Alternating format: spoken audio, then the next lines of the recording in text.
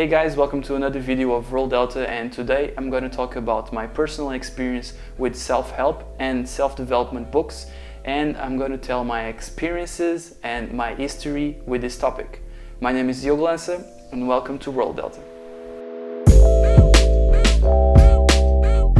I wasn't looking for books like this. Actually, I didn't know that they existed. I was watching videos about how to pick up girls by a company called RSD and Real Social Dynamics, and a guy called Owen. He will do these videos talking, of course, how to be good with the ladies, but he will also talk about your general mindset in your career and in your personal life, and it would really connect to me. So I decided to, each time he will mention a book, I would write it down and I will read the book.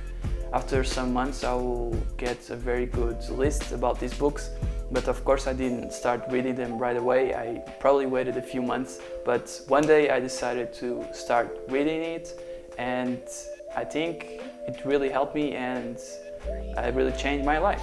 Just to share my mindset at a time, I would talk with people normally, and if you are outside you would say that I'm talking with no problem, but inside I would say that I will have way too much internal resistance and I wouldn't feel comfortable sometimes talking with people, and I wouldn't say certain things and I would just restrain myself, and I knew that I had to improve on this and work, and because this wasn't normal, because I was feeling so closed, I knew that it wasn't normal and I didn't find a way to improve myself on this. So these books and these videos really helped me improving myself. So the first book I started reading is called The 4 Agreements by Don Miguel Ruiz, and I would say it was a very nice book for me to start learning about self-development, because it's very simple and only teaches 4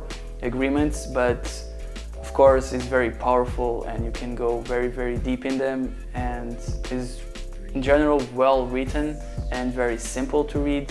And in this kind of books, and also I'm going to talk about some books about spirituality, and at the beginning it's nice for you to have an open mind and know that you're going to find out a different world. So I would recommend everyone to start with this book.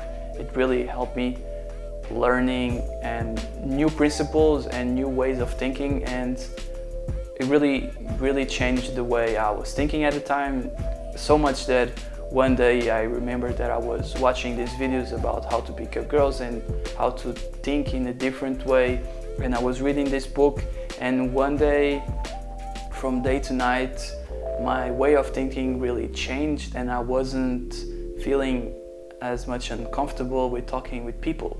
So right there was very powerful, the experience I had, and I'm still looking for that until now. Hopefully it happens again for the best.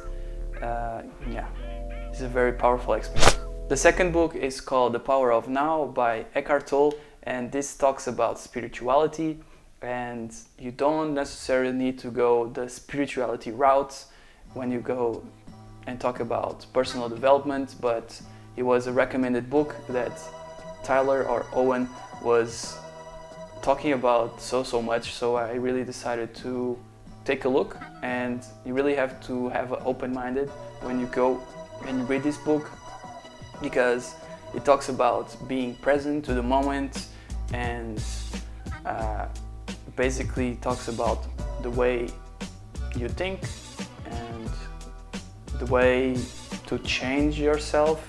This is very difficult to explain to me because it's so esoteric, and for me, being an engineer and being very practical with my thinking, it was a very different book for me to read. But still, if you understand the underlying message, and if you go and just YouTube videos about Eckhart Tolle, you will find that he's very different. I think he was homeless for 2 years and came across this type of thinking, and now he's a spirituality guru, and you really feel that he's very calm and there's no resistance, and sometimes when he talks he just stands still and doesn't talk for minutes because he's just, as he says, enjoying the moment, and he was waiting for the universe to tell him what to say. And I don't know, I really connect to this way of thinking. Of course, he talks about meditation, and again, it's something that I want to do more, and I'm trying to do that. But these teachings are very powerful because also they talk about helicopter view, and that you have to create the habit to, when you are in a situation, just step back of you, look everything as you were in a helicopter, and just see, without judging, without anything, just see what happens, see what's happening and why are you reacting this way. And again, I have very good memories of reading this book and just contemplating about what he teaches. And in general, it's a very nice book if you like and you want to get into spirituality. I would say that's the best book about this. I had read others, but this one I really connect with, and I really connect to the author, and that's very important when you're talking about spirituality. The third book is called The 7 Habits of Highly Effective People by Dr. Stephen Covey, and I really enjoy this book because I think it's the manual to become a better person for you and for others, because he separates the habits into the personal victory and the public victory. And in general, if you look at the title, you'll think that it's just another book about time management, but it's not. It tells you about the principles of the human mind and the human relationships, and just builds on that before even talking about the habits. And it's a very well written book, and I really enjoy seeing him applying these teachings to his son and seeing the results afterwards. And I really love this book, and I even have it here. It's in Portuguese, but I still read it, and has a very nice way of explaining things and has nice graphs, and he's a very good professor and he knows how to explain things.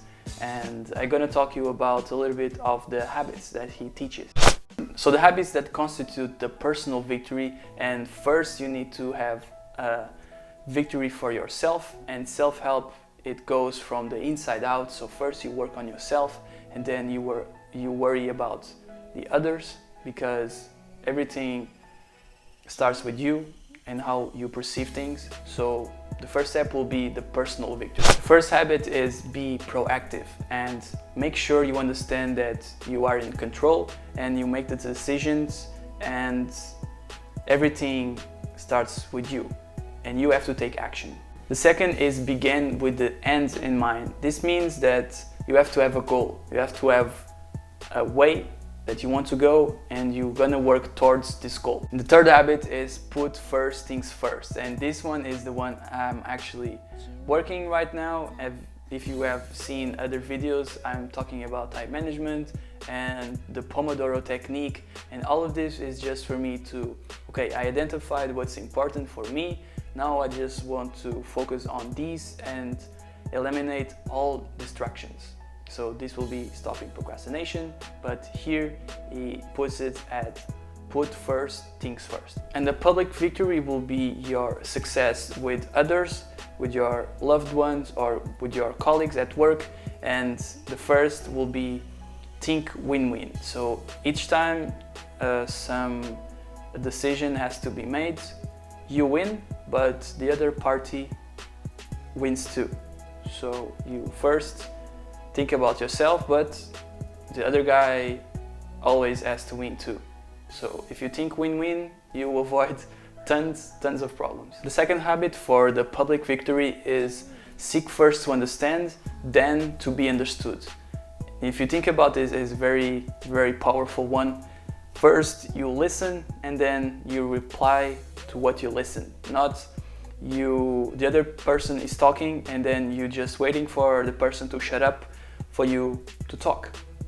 So make sure you understand the problem and how the other is thinking, and then reply accordingly. And the last one for the public victory is synergy. So make sure you work with others in a good way, and you learn the methods and the tools for learning with others effectively, and that everyone can understand each other and everyone is respected. And the seventh habit is called sharpen the blade or sharpen the saw. This basically means that you have to continue working on yourself and on these habits, because this is a cycle and a continuous process. And if you read and finish the book, you're not going to be able to remember everything, you're not going to remember how to apply everything, and this is a continuous process that you have to work, I would say, throughout your life.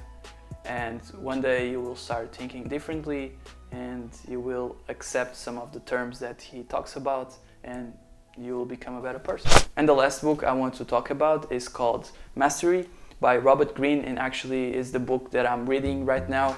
It was recommended by Elliot Ols from YouTube, and it's a very nice book because it tells you about how to become a master of your fields and a master of your life in general. The book talks about masters of our age and from ancient times. For example, Michael Faraday or Benjamin Franklin, Mozart. These are just a few characters that Robert Greene describes the story and extracts teachings from the actions and from the story of all these journeys, and it's a very, very nice book. I'm really enjoying reading it. It talks about, first you have to discover your life goal, so the things that you like in general, and you have to make sure you walk towards that path, and you make sure that you're not doing something that you don't like, because your life is too short to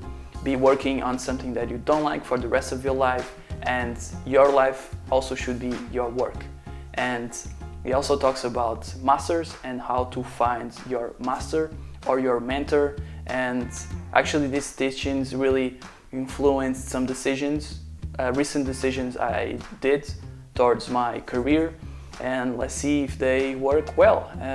They are sure aligned with my life task. I didn't formulate it yet because it's kind of difficult, but yeah, this book is really, really helping me right now because I have to do some decisions, and it talks about that perfectly.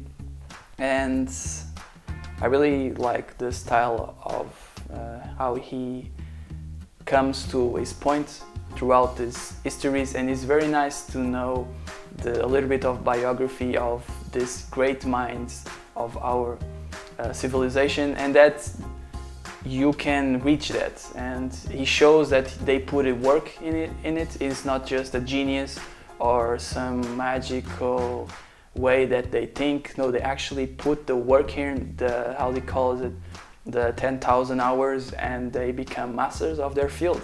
And if we do that, we might also achieve that.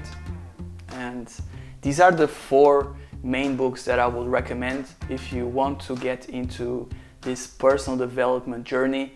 This is the order that I read them for the first time, but not necessarily the one that you have to follow. But I would say this is a very nice list and order of books that you want to follow if you want to read books about personal development. If you have internal resistance about reading books about this or books in general, before I was reading this, I was reading Game of Thrones, the books, and I finally realized that I can read other things more that can help me along the line, and now I just watch the series.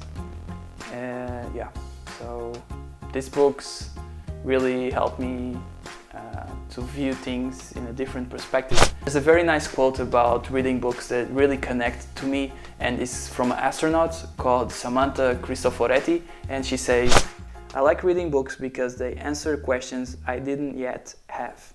If you enjoyed this video, please go to rowdelta.com, where you can find a blog post associated to this video with more information. Please leave a comment saying what's your favorite book about self-help, and if you want to get into this topic, please like the video, subscribe the channel if you want to see more videos, and I see you on the next video. Bye.